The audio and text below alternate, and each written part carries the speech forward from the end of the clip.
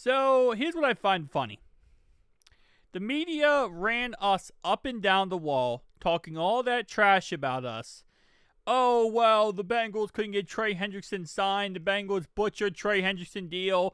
The Bengals aren't going to have Trey Hendrickson. All this crap they talked about us. Yet, TJ Watt might be leaving Pittsburgh.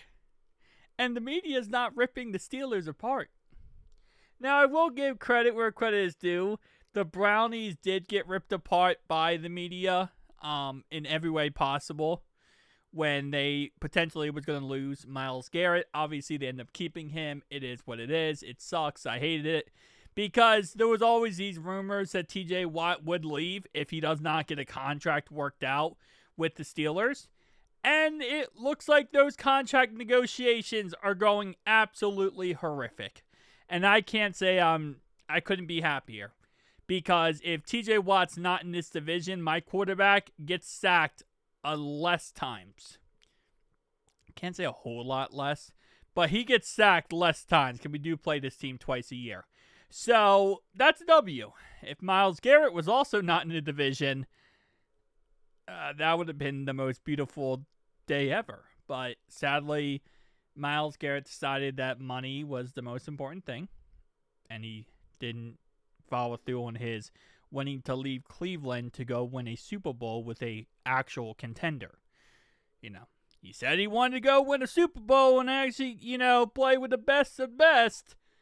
In the end, he got paid. It is what it is. The point of football is a business.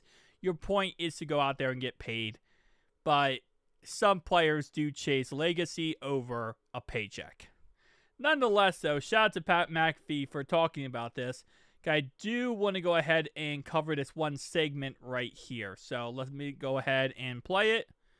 There we go. Don't want to go. They didn't think it would be that high. But that's kind of what you get for waiting on these deals. Because if it would have got done earlier, maybe the number wouldn't have been 40. But no, this was concerning. Like last time, TJ had his contract talks and he kicked the door down. He said, "Hey, agents, I'm getting this done. I need to play football." There was none of this that happened, so it feels different this time. It's a bit worrisome. So yeah, right now the rumor is he wants 40 plus million, which makes sense, especially with the fact that Myles Garrett just got 40. Then you look at the fact that Jamar Chase just got 40, 2.5, so he's the highest paid non-quarterback.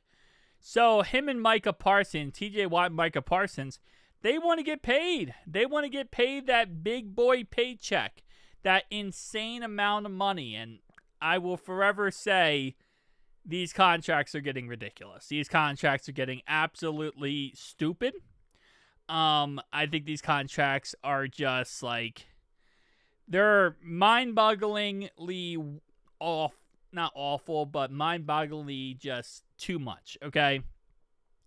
Nonetheless, this is how the business works. This is the motto of the NFL, next man up mentality, right? You're the next man up. To get paid, you're going to get paid stupid money. So TJ Watt looking for $40+ million is kind of right in the wheelhouse. But I would love to see the media tear the Steelers apart, because that's one team that the media seems to really not tear apart as much. Now, I will say their fans will tear them apart themselves.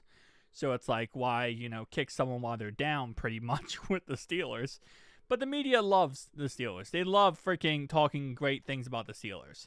And I know I'm going to get one Steelers fan in my comments to say, "That's not true. The media always rips us apart." That's not true. I have sadly had to watch in some capacity your Squealers for my whole entire life.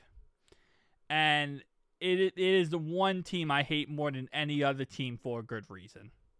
Because the media, the referees, they love to give Pittsburgh anything humanly possible to work with. They will do anything they can to boost up this team and anything they can to put this team out front. And I get it. They won 6 Super Bowls. Yeah. Cool. At the end of the day, they are the most annoying team in the NFL for that reason. And, even if the media is not going to rip it apart, I really do hope TJ goes somewhere else. And this is me being a hater of the Steelers here. I hope he goes somewhere else. And now I hope he goes to an NFC team because I don't want to play him again, period. I would love for him to go to someone like, I don't know, the Bears, because then we don't have to play him. But knowing the Steelers, they'll probably trade him to an AFC team because that's kind of how they work. But we'll have to wait and see. At the end of the day, it could be like the Trey Hendrickson situation. He's not going anywhere until, in theory, he either gets traded or he plays out the last year of his contract. Now, with TJ, obviously Trey, I don't think will sit out. It's possible that TJ Watt does go ahead and sit out. That's a possibility.